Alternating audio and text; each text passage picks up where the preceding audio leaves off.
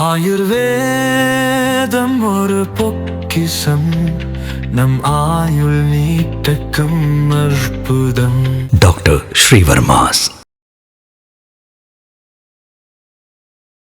பேசு தமிழா பேசு நேயர்களுக்கு வணக்கம். ஜூலை 1 முதல் தன்னுடைய அரசியல் பயணத்தை தொடங்கவிருப்பதாக அறிவிச்ச அண்ணாமலை அவர்கள் அது கூட சேர்த்து ஒரு புது அப்டேட்டையுமே கொடுத்திருக்காரு. அது அவருடைய அரசியல் பயணத்திற்கான ஒரு தொடக்க புள்ளியாகவுமே இருக்க போகுது. இந்த மாதம் 2 கூட்டங்களை நடத்தவிருப்பதாக அண்ணாமலை அவர்கள் நேற்று ஒரு காணொலி வெளியிட்டு அதுல அறிவிச்சிருக்காங்க. இதற்கெல்லாம் அடுத்தபடியாக தொடர்ச்சியாக திருப்பரங்குன்றத்தை சுற்றி அந்த சர்ச்சை அப்படிங்கிறது வளம் வந்துகிட்டே இருக்கு. இன்றைக்கு வரைக்கும் அந்த சர்ச்சை அப்படிங்கிறது ஓய்ந்தபாடு இல்லை. ஏன்னா சமீபத்தில் கூட தினமலர்ல நம்மளுடைய அலுவலகத்துக்கு நேர்கள் கொடுக்கக்கூடிய திரு டி.ஆர். ரமேஷ் அவர்கள் கூட ஒரு ஆர்டிகல் எழுதியிருந்தாரு. அதையுமே பார்க்க முடிச்சு. ரொம்ப தெள்ளத் தெளிவான ஒரு ஆர்டிகல். அதுல ரொம்ப விரிவா கொடுத்திருக்காங்க. கடந்த பிரிட்டிஷ் காலத்துல இருந்து இன்றைக்கு வரைக்கும் திருப்பரங்குன்றத்துல என்னெல்லாம் நடந்தது, என்ன நிகழ்வுகள் நடந்தது, அதுல இருக்கக்கூடிய வழக்குகள் என்ன, இன்றைக்கு அந்த வழக்குகளுடைய நிலைமை என்ன அப்படின்னு ஒரு பெரிய ஆர்டிகலே கொடுத்திருந்தாங்க. ஆனால் இதையெல்லாம் தாண்டி நேற்று ஒரு போஸ்டர் ஒன்று சமூக வலைதளத்தில் வைரல் ஆனதை நம்மளால் பார்க்க முடிஞ்சு. அந்த போஸ்டர் என்ன போஸ்டர் அப்படின்னா, திருப்பரங்குன்றம் ஃபைல்ஸ். அதாவது இந்த காமெடியன்ஸ் என்ன பண்ணிட்டு இருக்காங்க, காஷ்மீர் ஃபைல்ஸ், கேரளா ஃபைல்ஸ்னு வெளியிட்டாங்க, நாங்கள் அது மாதிரி திருப்பரங்குன்றம் ஃபைல்ஸ் அப்படின்னு வெளியிடுறோம் அப்படின்னு சொல்லிட்டு மிகப்பெரிய ஒரு கூத்துக்களை பண்ணிக்கிட்டு இருக்காங்க. இந்த காமெடியை பண்ணக்கூடிய நபர்கள் யாருன்னு பார்க்கணும். அதுதான் ரொம்ப முக்கியமான விஷயமா நான் கருதுறேன். அந்த திருப்பரங்குன்றம் ஆவணப்படம், அதாவது திருப்பரங்குன்றம் ஃபைல்ஸ் அப்படிங்கிற ஒரு ஆவணப்படத்தை தயாரிச்ச நபர் யாருன்னு பார்த்தோம்னா தவம் தமிழரசன் அப்படின்னு சொல்லிட்டு ஒரு நபர். அந்த நபர் ஒரு யூடியூப் சேனல் வச்சிருக்காரு. அந்த யூடியூப் சேனல்ல கக்குறது ஃபுல்லா வன்மம். அந்த நபர் முழுக்க ஒரு திமுக ஆதரவு நிலைப்பாட்டு எடுக்கக்கூடிய ஒரு நபர். அவர் எந்த மாதிரியான ஒரு ஆவணப்படத்தை எடுத்திருப்பார் அப்படிங்கிறது மக்களுடைய பார்வைக்கே விடுறேன். இது ஒரு புறம் இருந்தாலும் இன்னொரு புறம் பார்த்தோம் அப்படின்னா தமிழக அரசியலில் நாளுக்கு நாள் அந்த கலைபரங்கள் அப்படிங்கிறது தொடர்ச்சியாக நடந்துகிட்டு இருக்கு. திரு சி விஜயபாஸ்கர் அவர்கள் தன்னுடைய நிலைப்பாட்டை இன்றைக்கு நம்ம பேசிக்கிட்டு இருக்கக்கூடிய இந்த தருணத்தில் அறிவிச்சிருக்காரு. தன்னை தாவேகாவில் இணைத்துக் கொள்ள போவதாக வெளிப்படையாக அறிவிச்சிருக்கார். அவர் ரிசைன் பண்ண அன்னைக்கே நம்ம எல்லாருக்கும் தெரிந்திருந்தாலும் கூட இன்றைக்கு அவர் வெளிப்படையாக அதிகாரப்பூர்வமாக அறிவிச்சிருக்கிறது அப்படிங்கிறது ரொம்பவே பேசுபடும் பொருளாக இருக்கு. விமர்சனத்திற்கும் உள்ளாகி இருக்கு.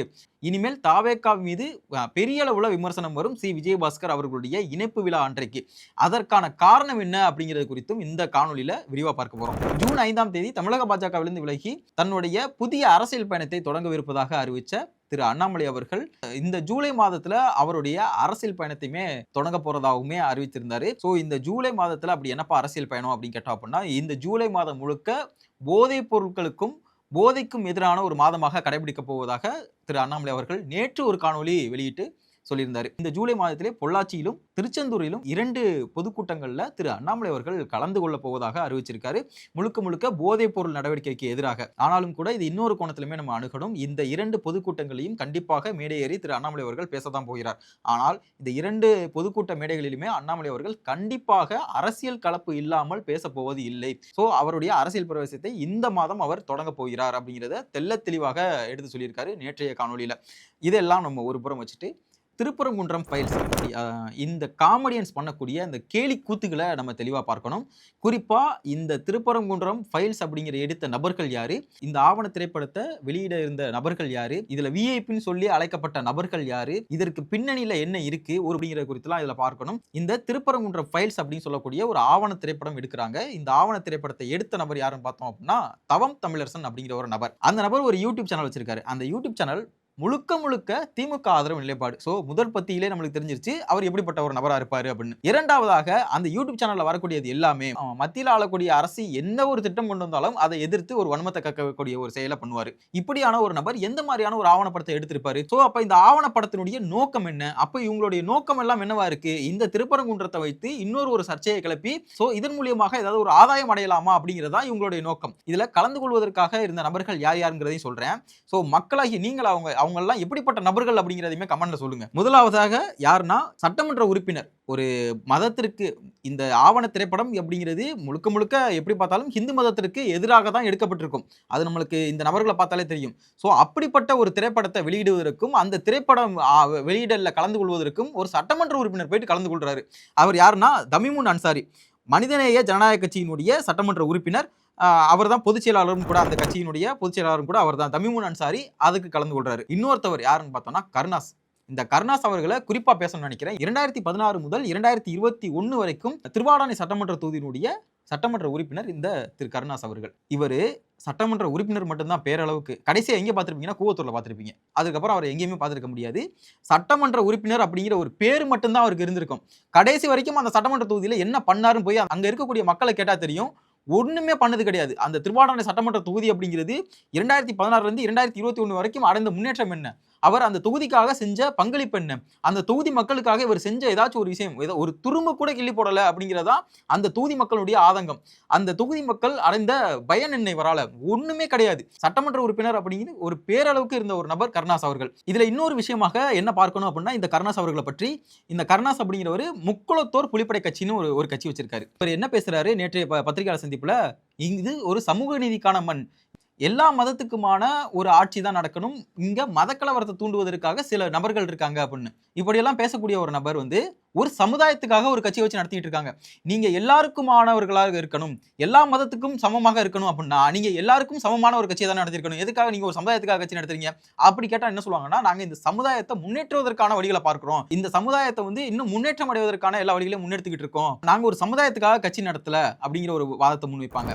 இப்படியான ஒரு நபர்கள்ட்ட நம்மளால எந்த மாதிரியான ஒரு வாதத்தை முன்னெடுத்து வைக்க முடியும்? மூன்றாவதாக யாருன்னு பார்த்தோம் அப்படின்னா, சிபிஐஎம் மார்க்சிஸ்ட் கட்சியினுடைய மாநில செயற்குழு உறுப்பினராக இருக்கக்கூடிய திரு கனகராஜ் அவர்கள். மார்க்சிஸ்ட் சொன்னதுக்கு அப்புறமும் நம்ம அவங்களுக்கு திரும்ப ஒரு விளக்கம் கொடுக்கணுமா அப்படிங்கிற ஒரு கேள்விதான். இவங்க எல்லாம் என்ன மாதிரியான நிலைப்பாடு எடுப்பாங்கிறதே மக்கள் எல்லாருக்கும் தெரியும். ஸோ இவங்களுக்குலாம் பெரிய அளவில் விளக்கம் கொடுக்கணும் அப்படிங்கிற ஒரு அவசியமே இல்லைன்னு நான் நினைக்கிறேன். அடுத்ததாக சத்யராஜ் அவர்கள். யாருன்னா நடிகர் சத்யராஜ். ஸோ படங்கள் எல்லாம் நீங்க பார்த்துருப்பீங்க, நிறைய அந்த ஈவே ராமசாமி அவர்களுடைய வேஷம்லாம் போட்டு படம்லாம் நடிச்சிருப்பாரு. திமுக பிரச்சாரம் பண்ணாரு கடைசியாக இந்த 2026 சட்டமன்ற தேர்தல். அதனாலதான் என்னமோ திமுக தோல்வியை தழுவினாங்களா என்ன தெரியல, சத்யராஜ் அவர்கள் போயிட்டு தெரு தெருவா பிரச்சாரம்லாம் பண்ணிட்டு இருந்தாரு. இப்படியான நபர்களை வச்சு ஒரு திமுக ஆதரவு நிலைப்பாடு எடுக்கக்கூடிய ஒரு நபர்கள், முழுக்க முழுக்க திமுகவிற்கு மட்டும் ஜால்ரா தட்டக்கூடிய ஒரு நபர்கள், இவங்க எல்லாரும் இந்து மதத்திற்கு எதிரான ஒரு ஆதரவு நிலைப்பாடு எடுக்கக்கூடிய ஒரு நபர்கள். இந்த திருப்பரங்குன்ற விவகாரத்துல மட்டும் இவங்க எப்படி நடுநிலையா செயல்படுவாங்க அப்படிங்கிறதா நம்மளுடைய கேள்வி. இதுல ஹைலைட் என்ன அப்படின்னா, இதற்கு அடுத்ததாக வரக்கூடிய நபர்கள் மாநில செயற்குழு உறுப்பினர் எந்த கட்சியை சார்ந்தவர்னா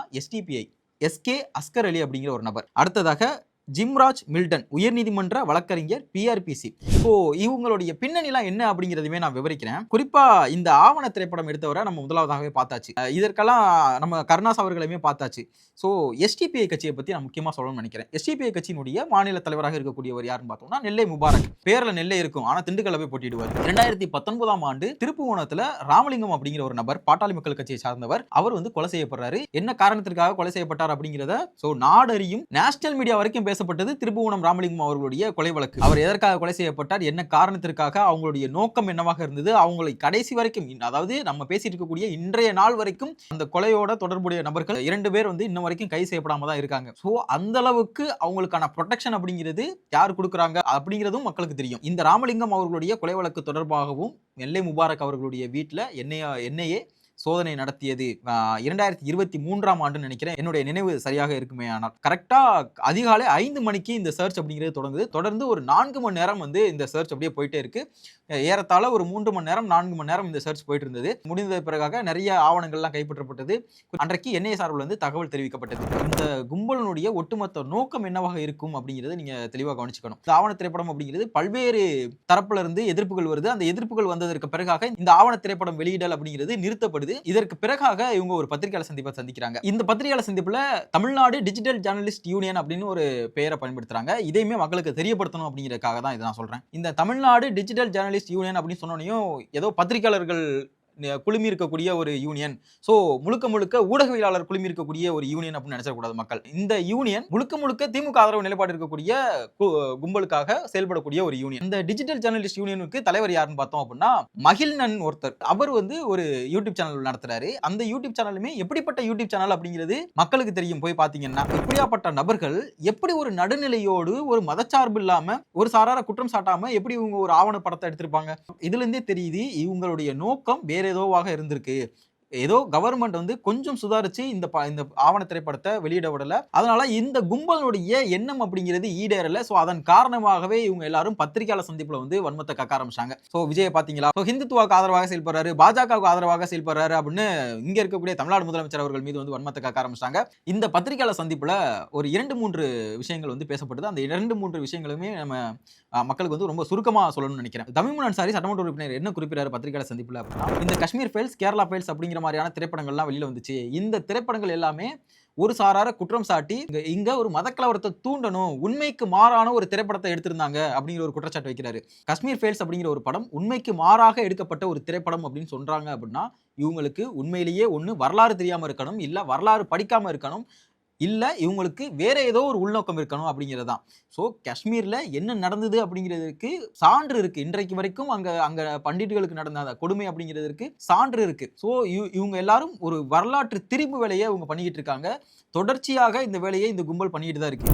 இந்து, முஸ்லிம், கிறிஸ்தவம் இந்த 3 மதத்தை சார்ந்த நபர்களும் ஒற்றுமையாக வாழ வேண்டும் அப்படிங்கிறது தான் எங்களுடைய எண்ணம். ஸோ இந்த திரைப்படம், இந்த ஆவண திரைப்படம் அப்படிங்கிறது எந்த ஒரு லாப நோக்கமின்மையும் காரணம் கருதி எடுக்கப்பட்டது. எங்களுக்கு இதுல எந்த ஒரு லாபமும் கிடையாது. லாப நோக்கமே இல்லாம எடுக்கப்பட்டதா இந்த ஆவண திரைப்படம். சோ லாப நோக்கம் கிடையாது, உங்களுக்கு வேற ஏதோ ஒரு நோக்கம் இருக்கு அப்படிங்கிறது மக்கள் எல்லாருக்குமே தெரியும்.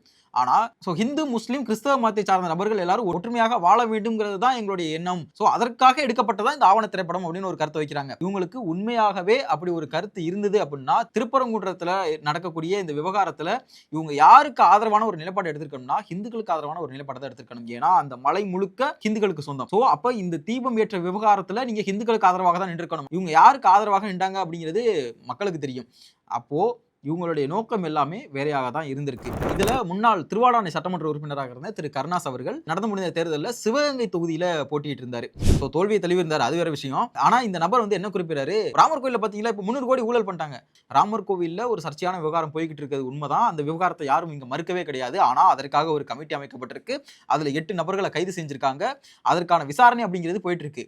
இந்த நபருக்கு கொஞ்சமாச்சும் துணிச்சலோ இல்ல தைரியமோ இருந்தா சமீப காலத்துல, அதாவது 2021 முதல் 2026 வரையிலான காலகட்டங்கள்ல இந்து சமய அறநிலையத்துறையில நடந்த ஊழல் பற்றி பேசுறதுக்கு கொஞ்சமாச்சும் தைரியமும் திராணியும் இருந்தா இவரால் பேச முடியுமா? இவர்கள் தான் இங்க மதத்தை வைத்து அரசியல் செய்யக்கூடிய நபர்கள். சோ திருப்பரங்குன்றம் சர்ச்சை இப்ப கொஞ்சம் கொஞ்சமாக ஒரு சுமூகமான நிலையை எட்டி கொண்டிருக்கக்கூடிய இந்த வேளையில நீங்க திருப்பரங்குன்றம் ஃபைல்ஸ் அப்படின்னு சொல்லிட்டு ஒரு ஆவண திரைப்படத்தை வெளியிடுறீங்க அப்படின்னா உங்களுடைய நோக்கம் வேறவாக இருக்கு. இங்க ஒரு மலிவான ஒரு விளம்பர அரசியலை நீங்க முன்னெடுத்துக்கிட்டு இருக்கீங்க அப்படிங்கிறதுல எல்லளவும் சந்தேகம் இல்லை. இந்த வழக்கு அப்படிங்கிறது உச்சநீதிமன்றத்துல இன்றைக்கு நிலுவையில் இருந்துகிட்டு இருக்கு. சென்னை உயர்நீதிமன்றம் கூட ஹிந்துக்களுக்கு ஆதரவாக தான் இந்த தீர்ப்பு அப்படிங்கிறது வழங்கப்பட்டிருக்கு. இதெல்லாம் வச்சுட்டு தமிழக அரசியல் நடக்கக்கூடிய அந்த கலவரங்களை பார்த்தோம் அப்படின்னா ஹாலிவுட் படத்தெல்லாம் மிஞ்சி போயிட்டு இருக்கு. தொடர்ச்சியாக நாளுக்கு நாள் வந்து ஒவ்வொரு நபர் வந்து ராஜினாமா செஞ்சுக்கிட்டு இருக்காங்க. தமிழ்நாட்டில் எவ்வளவு இடைத்தேர்தல்கள் வரப்போகுது அப்படின்னு தமிழ்நாடு எலெக்ஷன் கமிஷனை கேட்க தேவையில்லை, தாவேக்காவை கேட்டா போதும் போல. ஸோ அந்த அளவுக்கான நபர்கள் வந்து தாவேக்காவிட்ட போய் நாளொரு ஒன்றும் பொழுதொரு ஒன்றுமாக இணைஞ்சிக்கிட்டே இருக்காங்க. ஒவ்வொரு சட்டமன்ற உறுப்பினர்களும் ராஜினாமா செஞ்சுக்கிட்டு இருக்காங்க. இதுல நம்மளுக்கு 2 கருத்து வேறுபாடுகள் இருக்கு. முதலாவதாக தமிழக வெற்றி கழகத்தில் இணையக்கூடிய சட்டமன்ற உறுப்பினர்கள்